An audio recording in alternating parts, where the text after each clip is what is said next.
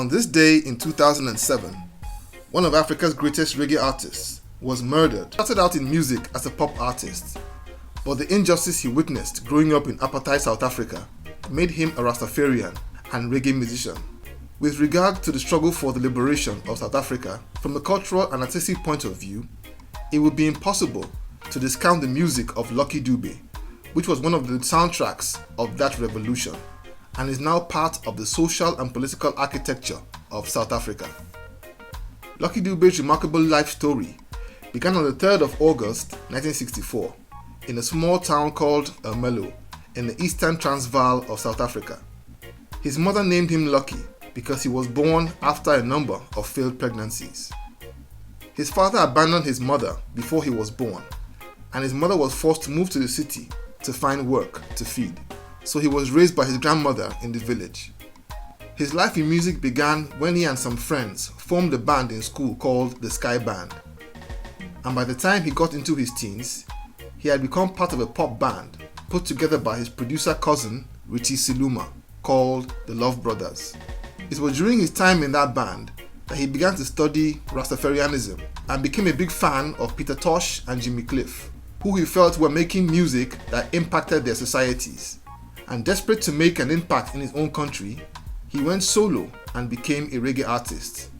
His first album, Rastas Never Die, was released in 1984 and was banned soon after by the apartheid government as they felt it had the potential to incite the masses. His next album, Think About the Children, was a critical and commercial success both in South Africa and all over the continent when it was released in 1986. By the time his classic album Slave was released in 1987, he was already a household name with tracks like Back to My Roots. This sort of energy was unheard of at the time in South Africa, which was on the verge of civil war, with violence escalating between the blacks and the Afrikaners. So it was completely against the grain and speaks to how much a revolutionary that Dube was. This sentiment of different colors, one people, was adopted by the spiritual leader of South Africa, Nelson Mandela, who after his release in 1990 rejected the idea of war and embraced reconciliation and a new nation, a rainbow nation that prevails until today. Lucky's talents weren't only in music, as he acted in a few movies such as Getting Lucky and Voice in the Dark.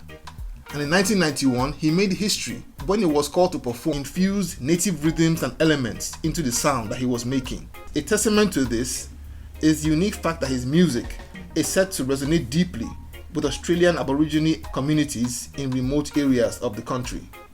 He recorded and released music 300cc SUV. Unfortunately, 4 criminals in a VW Polo in that same neighborhood had been on the prowl looking for a Chrysler to steal when they saw one drive up on the street they were and park not too far from them. They immediately pounced on the car and opened fire on the driver.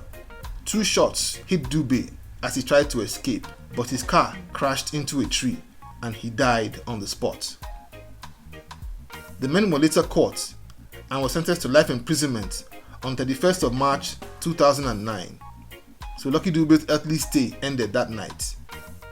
He spent his whole life fighting for social issues, preaching against crime, advocating for strong families, as well as for education and upliftment of the youth. It was bitterly ironic that he died at the hands of the same people he spent his life fighting for. But he lives on forever in our hearts as an icon of hope, love, and a better tomorrow. So there you have it. Thank you for watching the video today. Please leave a like, subscribe, and we'd love to hear your comments. So please leave a comment in the comment section. And until next time, God bless.